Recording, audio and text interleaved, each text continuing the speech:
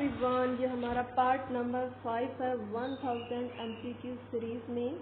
और ऑलरेडी हमने part 1 two part 4 upload कर दिया है, राइट।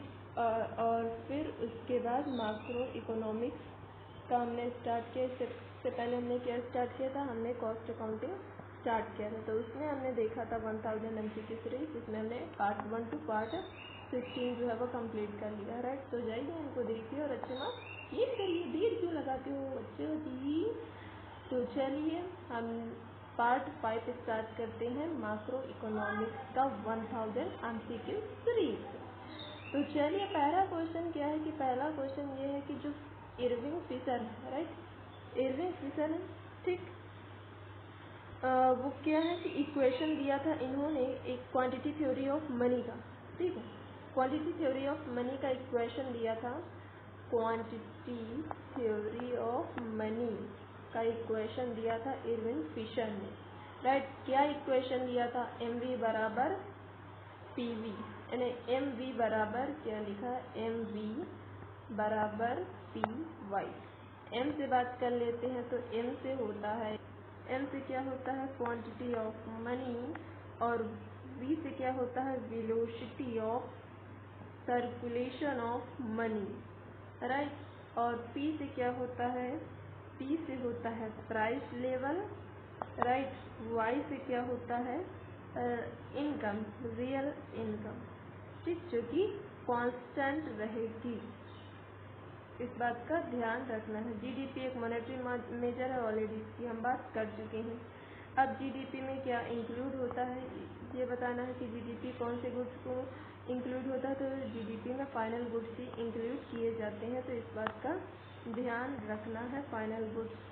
अब क्या है कि अब पूछ लिया आपसे कि फाइनल गुड्स का एग्जाम्पल क्या है। फाइनल गुड्स का एग्जाम्पल में आपसे ब्रेड दिया गया है कि ये ब्रेड एग्जाम्पल कैसे हुआ, क्योंकि हमने इंटरमीडिएट गुड्स जैसे आटा और मैदा को मिला करके हमने क्या किया, ब्रेड का हमने ब्रेड तैयार किया। ब्रेड हमने फर्दर क्या किया, रिसेल के लिए तैयार किया। तो ब्रेड जो है वो हमारा क्या बन गया, ब्रेड बन गया हमारा फाइनल गुड्स। और यहाँ पे जो आटा मैदा है, आटा है मैदा है, ये हमारे इंटरमीडिएट गुड्स हो गए, राइट। नेक्स्ट बात करते हैं कि विच क्या बोला है, which are purchase goods which are purchase for final use, जो फाइनल यूज के लिए परचेज किए जाते हैं, एंड नॉट फॉर क्या लिखा है, नॉट फॉर रीसेल के, ना ही उन्हें रीसेल करने के लिए, ना ही फर्दर प्रोसेसिंग के लिए। तो उससे हम क्या करें, बट ऑब्वियस सी बात है, जब यही बोल दिया गया कि उनका जो परचेज किया जाता है फाइनल गुड्स के लिए, तो आपको पहले ही समझ जाना चाहिए कि इसका आंसर क्या होगा, फाइनल गुड्स। तो इस तरीके से भी आप आंसर को रिलेट कर सकते हैं ना,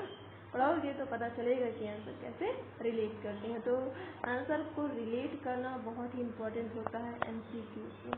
MCQ आपका स्कोरिंग होता है क्योंकि ना कि सही तो सही, तो गलत तो गलत, तो ध्यान रखिए बातों को। एक नेक्स्ट क्वेश्चन क्या है कि विच ऑफ टू एक्टिविटीज, कौन सी टू एक्टिविटीज हैं इन फोर्थ सेक्टर इकोनॉमी में, ठीक, फोर्थ सेक्टर इकोनॉमी में। तो पहला क्या, पहला फॉरेन ट्रेड, फॉरेन ट्रेड में इम्पोर्ट एंड एक्सपोर्ट आ जाता है। दूसरा क्या एक्टिविटी होती है, इनफ्लो एंड आउटफ्लो होता है कैपिटल को। तो टू एक्टिविटीज, इनका ध्यान रखना है। इनफ्लो एंड आउटफ्लो को हम कलेक्टिवली किस नाम से जानते हैं, बोला है कि इनफ्लो एंड आउटफ्लो जो टू एक्टिविटीज है फोर्थ सेक्टर की, तो इनफ्लो एंड आउटफ्लो इनको हम कलेक्टिवली क्या कह सकते हैं, इनको हम कलेक्टिवली कह सकते हैं इंटरनेशनल इन्वेस्टमेंट, राइट। ध्यान रखना, इंटरनेशनल इन्वेस्टमेंट। क्या final goods include the value of all intermediate goods.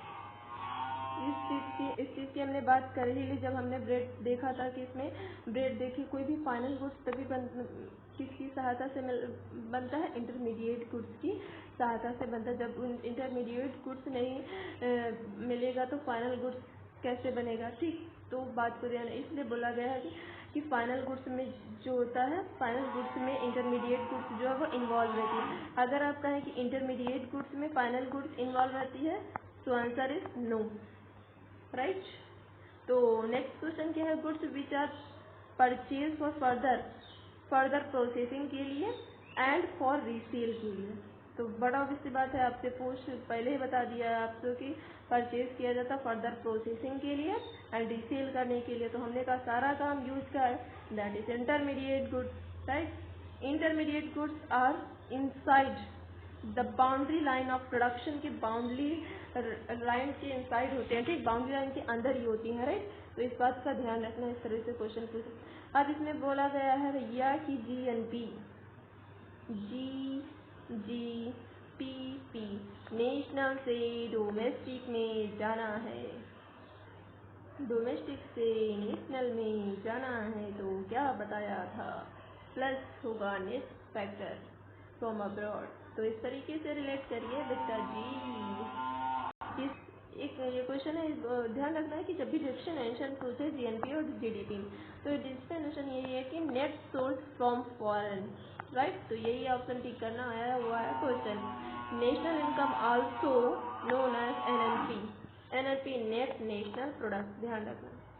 फिर GNP इंक्लूड क्या, मोस्ट इम्पॉर्टेंट क्वेश्चन क्या है कि GNP की बात की गई है। GNP में बोला गया है कि उसमें जो नॉन रेसिडेंट होते हैं, right, non resident and resident दोनों के द्वारा जो जनरेट की गई, ठीक, जनरेट की गई इनकम को इंक्लूड की जाती है in domestic territory of a country.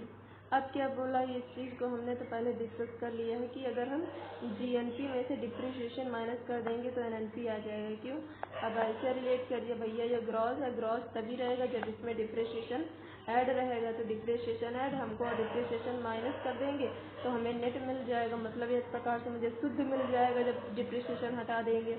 तो समझ जाना कि अगर हमने डिप्रिशिएशन डिडक्ट किया दैट इज NNP।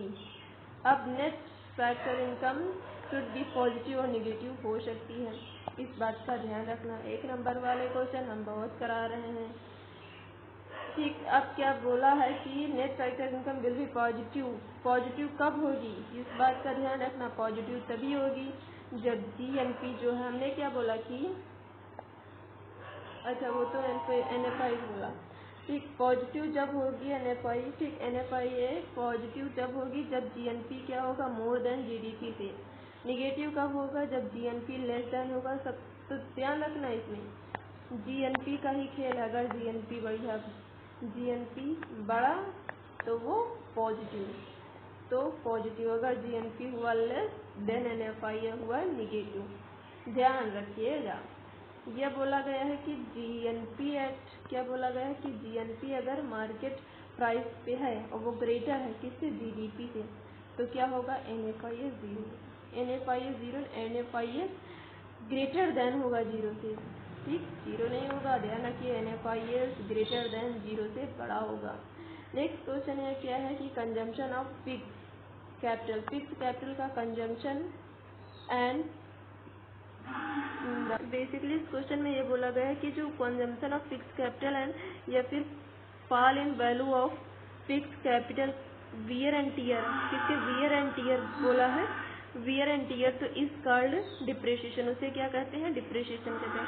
तो बहुत इंपॉर्टेंट पॉइंट जो मैं करा रही हूँ, इस बात का ध्यान रखिए, ठीक। तो आइए देखते हैं क्वेश्चन क्या है। क्वेश्चन जो कॉन्सेप्ट ऑफ नेशनल इनकम है, नेशनल इनकम का जो कॉन्सेप्ट है वो किससे रिलेट करता है, तो ये माक्रो इकोनॉमी से, माइक्रो से तो होगा नहीं, जो कि आप अच्छे से जानते हैं, राइट। नेक्स्ट क्वेश्चन की बात करते हैं। अगर MPC 1 होगा तो मल्टीप्लायर की वैल्यू क्या होगी, 0 होगी। इस तरह से क्वेश्चन भी पूछा जा सकता है। फिर उसके बाद हम बात करते हैं inflation is always and everywhere a monetary phenomenon, these are famous words of Milton Friedman. भैया ध्यान रखना इस तरह के स्टेटमेंट को, मिल्टन फ्रीडमैन। क्या बोला है कि कैपिटल फॉर्मेशन का क्या मतलब होता है, addition to the existing capital, right, addition to existing capital. Determination of, next question देख लेते हैं। क्या बोला है, determination of investment are rate of interest. क्या बोला है कि इन्वेस्टमेंट का डिटर्मिनेशन क्या है, रेट ऑफ इंटरेस्ट है, राइट। नेक्स्ट क्वेश्चन क्या है कि जो फिगो का इफेक्ट है, फिगो ने जो इफेक्ट दिया था कि वेज को कट करने से एम्प्लॉयमेंट आ जाएगी, तो उसे हम किस और नाम से जानते हैं, तो उसे हम रियल बैलेंस इफेक्ट के नाम से जानते हैं।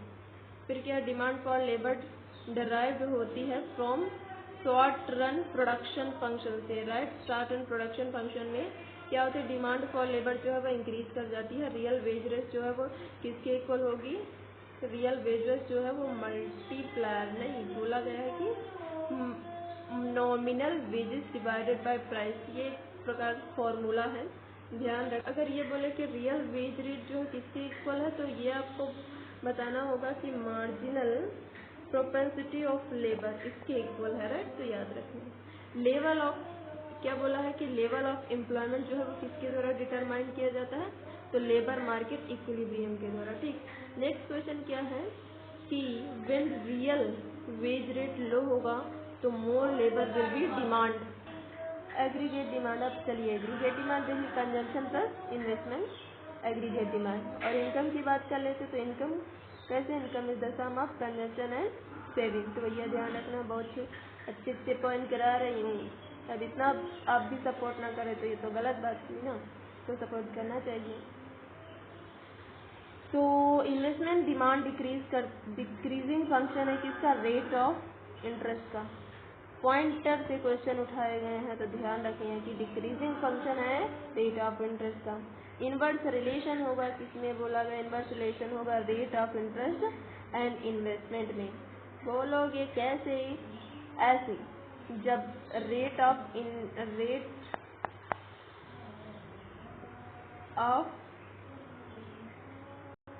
जैसे ही रेट ऑफ इंटरेस्ट बढ़ा इन्वेस्टमेंट हो गई लो। द आंसर इज, अगर इन्वेस्टमेंट जो है लो हो जाएगा तो हाई क्या होगी, सेविंग जो है वो हाई हो जाएगी, राइट। ठीक, क्यों, क्योंकि इंटरेस्ट जो है वो हाई है। अगर रेट ऑफ इंटरेस्ट जैसे क्या हुआ लो हो, वैसे इन्वेस्टमेंट क्या हो गई, हाई हो गई। इन्वेस्टमेंट हाई हो गई तो सेविंग क्या हो गई, लो हो गई, राइट। तो इस बात का ध्यान रखिए। सेविंग, क्या बोला था, सेविंग आर इंक्रीजिंग फंक्शन, किसका इंक्रीजिंग फंक्शन है, तो रेट ऑफ इंटरेस्ट का। अब क्या बोला गया है कि डायरेक्ट रिलेशन होगा between saving and rate of interest में। Saving and rate of interest में बोला गया है कि डायरेक्ट, जैसे हमने यहाँ बताया था आपको कि जैसे ही हमारा सेविंग बढ़ रहा है वैसे क्या हो रहा है, जैसे हमारा रेट ऑफ इंटरेस्ट बढ़ रहा है वैसे हमारी सेविंग बढ़ रही, जैसे हमारा रेट ऑफ इंटरेस्ट घट रहा वैसे हमारी सेविंग कम हो रही। तो इस प्रकार से हमने डायरेक्ट रिलेशन देखा कि उसी प्रपोर्शन, ठीक। तो रेट ऑफ इंटरेस्ट जो है वो डिटरमाइंड होता है इन कैपिटल मार्केट में, ठीक। कहाँ, कैपिटल मार्केट में, by supply of saving and demand for investment. तो इस बात का ध्यान रखना है। और नेक्स्ट क्वेश्चन क्या है कि क्वांटिटी थ्योरी ऑफ मनी, किसकी बात की गई है, quantity theory of money developed by, तो ऑलरेडी हमने बात कर लिया है इरविंग फिशर के द्वारा, किसके द्वारा, इरविंग फिशर के द्वारा। तो इस बात का ध्यान रखिए। नेक्स्ट क्वेश्चन क्या है कि इन बेस ईयर, क्या बोला गया है कि बेस ईयर में क्या होगा, जो नॉमिनल जीएनपी होगी और रियल जीएनपी होगी वो इक्वल होगी, तो ध्यान रखना। अब बात की गई है नेक्स्ट क्वेश्चन में कि सेल्स लॉ ऑफ मार्केट जो है, क्या सेल्स लॉ ऑफ मार्केट वो किससे रिलेटेड है, जेबीसे से। तो ध्यान रखिएगा, जेबीसे स्टेटमेंट क्या था कि सप्लाई क्रिएट, सप्लाई आप करते जो और डिमांड अपने आप बढ़ जाएगी, डिमांड बढ़ाने की जरूरत न पड़ेगी। क्या बोला गया है, classical theory of employment was based on sales law, sales law of market, right. अब क्या क्वेश्चन है, एक स्टेटमेंट है, cut in wage rate in order to remove huge and widespread unemployment prevailing at the time of who state, तो state is जेबी।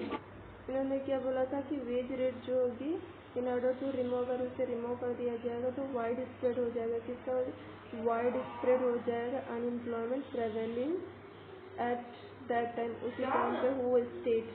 तो ये statement काफ़ी important है, तो इसको ध्यान रखना है, किसने कहा है, सीपीयू ने कहा, राइट। तो चलिए आज की वीडियो में इतना ही रखते हैं, नेक्स्ट मिलते हैं नेक्स्ट वीडियो में। वीडियो को लाइक कीजिए, शेयर कीजिए, सब्सक्राइब कीजिए, मेरा सपोर्ट कीजिए, मेरा सपोर्ट कीजिए। All the best.